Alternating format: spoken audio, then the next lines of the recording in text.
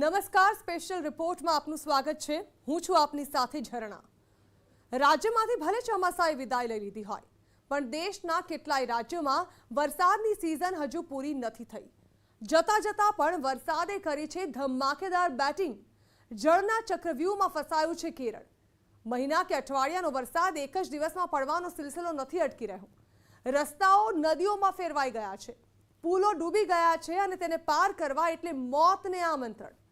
ભૂસ્ખલન અનેક જિંદગીઓ ભરખી ગયું છે. કેરળમાં કોટાયમ અને ઇડુકી જિલ્લામાં વરસાદે ભારે કેર મચાવ્યો છે. વરસાદ અને ભૂસ્ખલનથી કેરળમાં અત્યાર સુધી 26થી વધુ લોકોના મોત થઈ ચૂક્યા છે. રાહત અને બચાવ કામગીરી પૂરજોશમાં ચાલી રહી છે. ત્યારે આ જ મુદ્દે જોઈએ સ્પેશિયલ રિપોર્ટ. કેરળમાં જળ પ્રલય.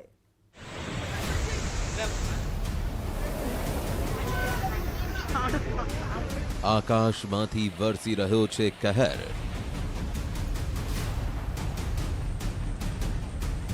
ઓક્ટોબરમાં આફતનો વરસાદ. પાણીના પ્રહારથી બધું બરબાદ.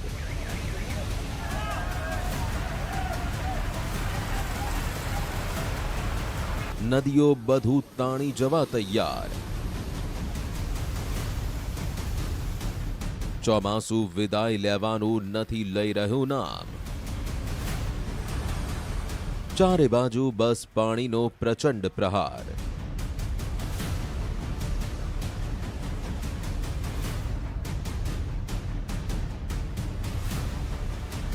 લોકો વિચારી પણ નથી શકતા કે પાણીનો માર તેમના સંસારમાં આવી રીતે મચાવી શકે છે હાહાકાર. દક્ષિણ ભારતના કેરળમાં મુશળધાર વરસાદે લોકોને બરબાદીના ચક્રવ્યૂહમાં ફસાવી દીધા છે.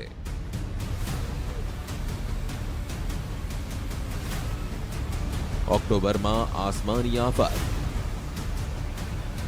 કેરળમાં વરસાદે મચાવ્યો કહેર. ભૂસ્ખલનથી અનેક જગ્યાએ હાહાકાર. પૂર અને ભૂસ્ખલને કેરળને પોતાના કબજામાં લઈ લીધું છે. વરસાદે એવો કહેર મચાવ્યો છે કે માણસ ઘૂંટણીએ પડવા મજબૂર થઈ ગયો છે. કેરળમાં ઉત્તર પૂર્વ મોન્સૂન સક્રિય થવાને કારણે કેટલાય જિલ્લાઓમાં ભારે વરસાદ વરસ્યો છે, જેને લઈ જનજીવન અસ્તવ્યસ્ત થઈ ગયું છે. કેરળમાં જે રીતે આફત વરસી છે તેની આ સૌથી તાજા તસવીરો છે. દૂર દૂર સુધી પાણી જ પાણી. પાણીનો આ પ્રચંડ પ્રવાહ જુઓ. કોઈ પણ કઠણ કાળજાનો માણસ પણ હચમચી જાય. આફતના પાણી ચારે બાજુ ફરી વળ્યા છે.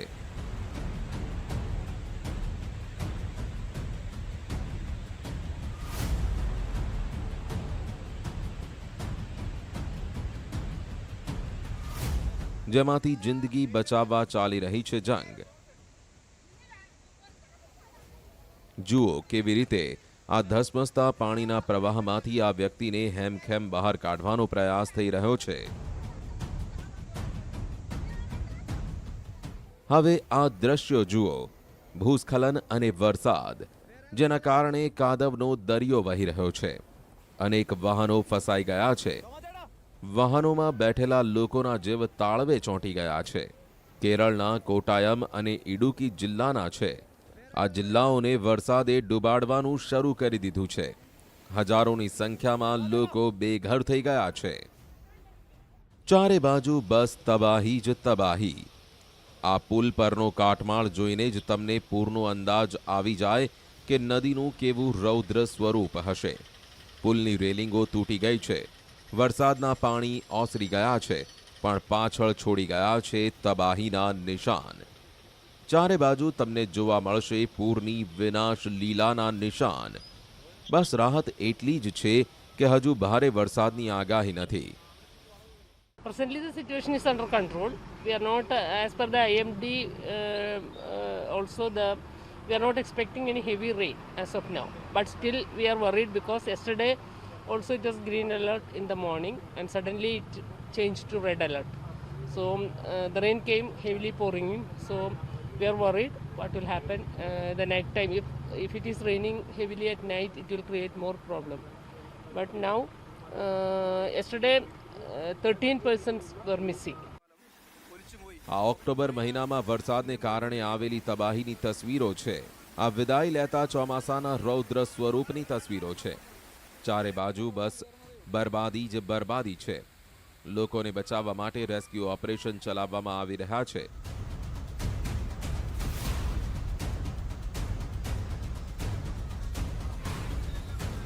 ચોમાસામાં પણ ન પડે તેવો વરસાદ અહીં ઓક્ટોબર મહિનામાં પડી રહ્યો છે.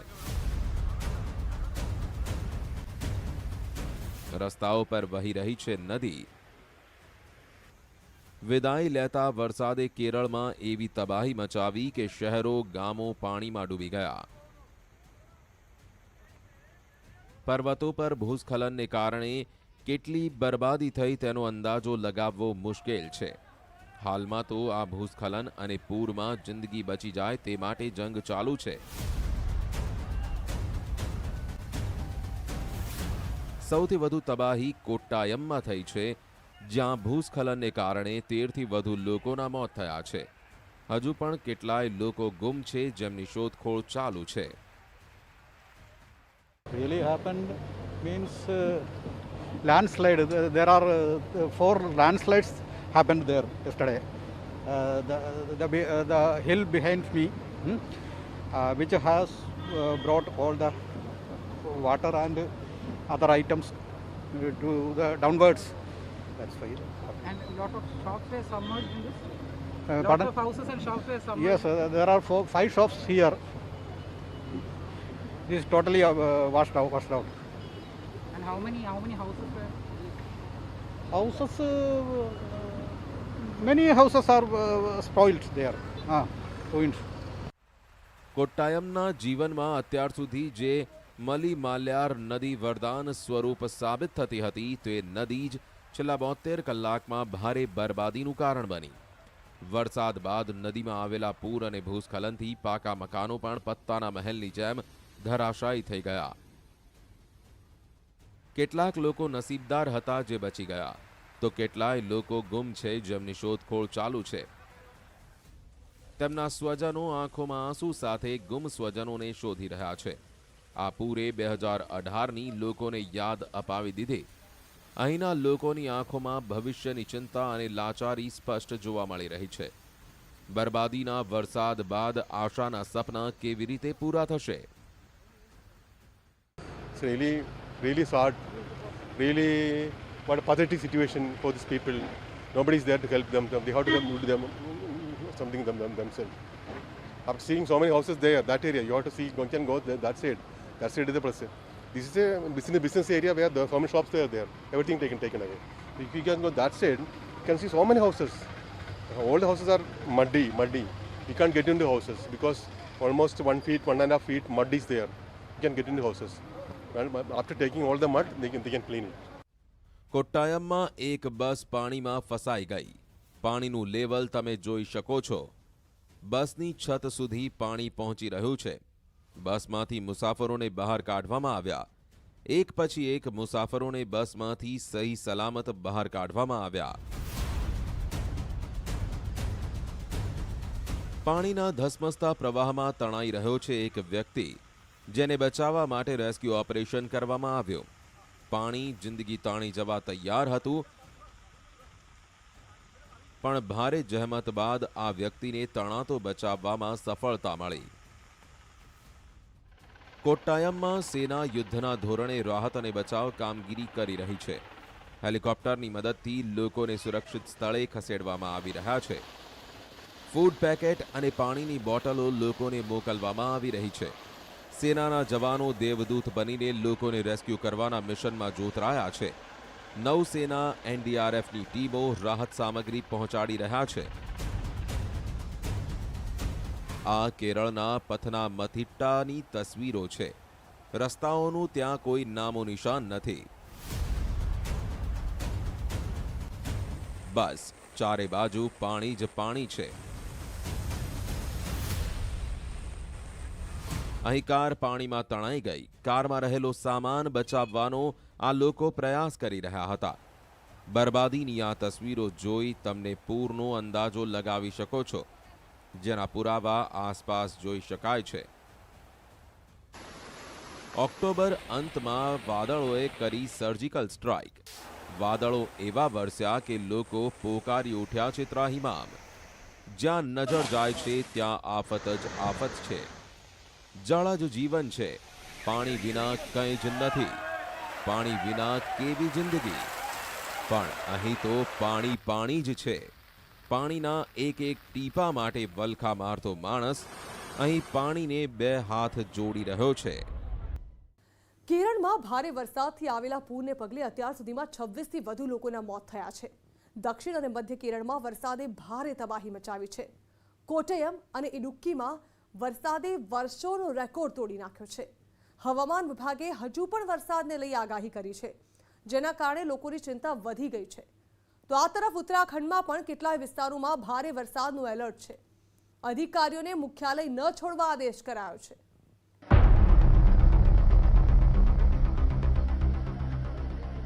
કેરળના ઇડુક્કીની આ તસવીરો છે. આ ખૂબસૂરત રાજ્યની બરબાદીનો ચિતાર આપવા માટે પૂરતી છે. ઇડુક્કીમાં ભારે પૂર બાદ ભૂસ્ખલન થયો.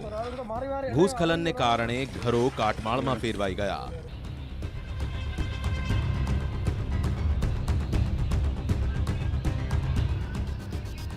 કાટમાળ નીચે ફસાયેલા લોકોને શોધવા માટે એનડીઆરએફ અને સેનાની ટીમો રેસ્ક્યુ ઓપરેશન ચલાવી રહી છે.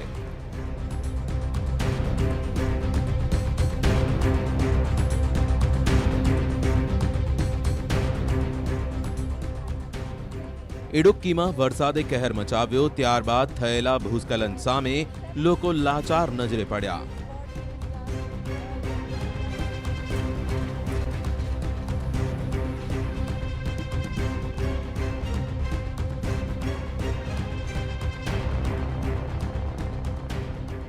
કોટિકોલમાં પણ આવી જ પરિસ્થિતિ છે.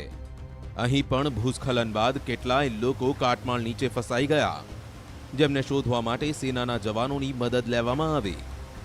સેનાના જવાનો બચાવ કાર્યમાં જોતરાયા છે. કાટમાળના કારણે જેસીબી આગળ વધી શકતું નથી.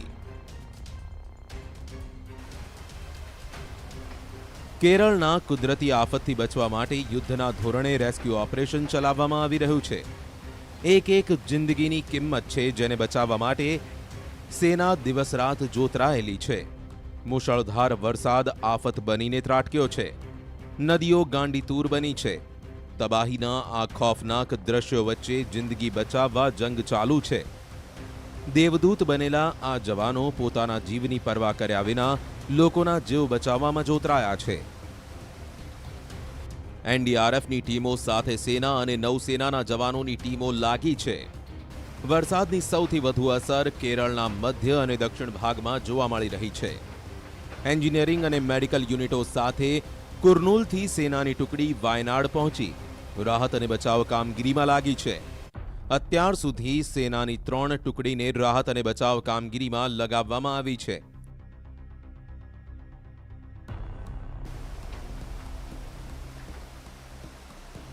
વાયુસેનાના MI-17 હેલિકોપ્ટર પણ રાહત અને બચાવ કામગીરીમાં ઉડાન ભરી રહ્યા છે. ખરાબ હવામાન રાહત અને બચાવ કામગીરીમાં વિઘ્નરૂપ બની રહ્યું છે.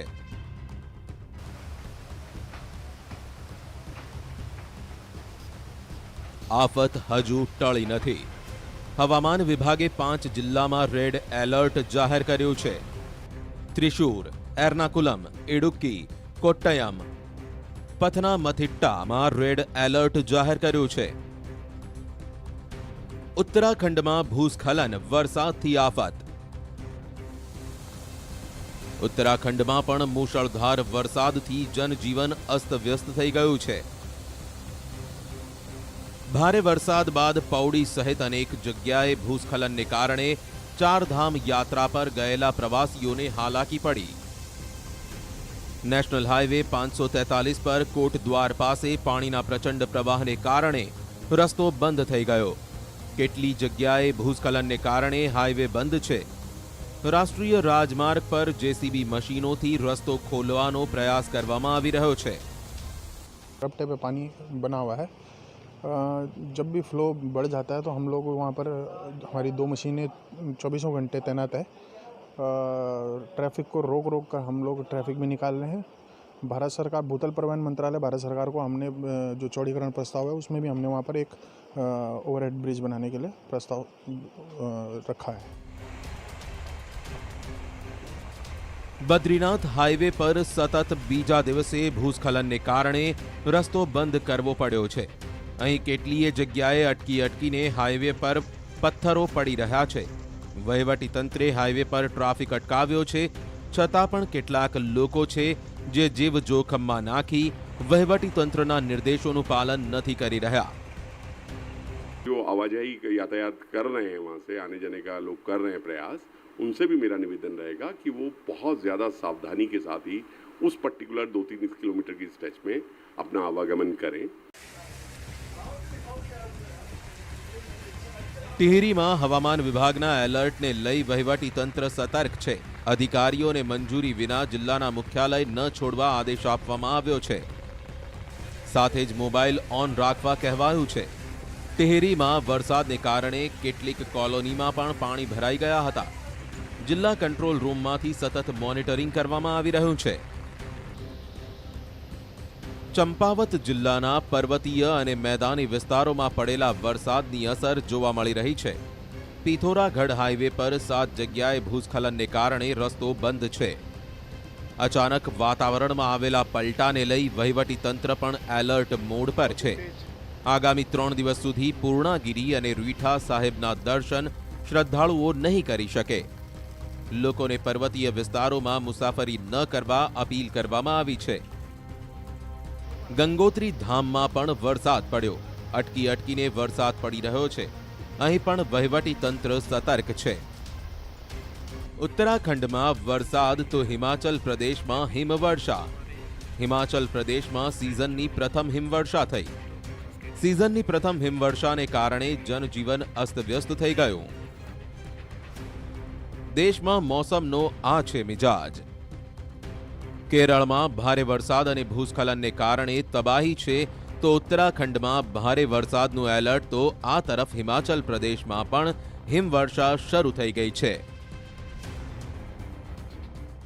તો આ સાથે જ સ્પેશિયલ રિપોર્ટ અહીં સમાપ્ત કરીશું અને વધુ સમાચારો વિસ્તારથી જોવા માટે આપ જોતા રહો ન્યૂઝ 18 ગુજરાતી.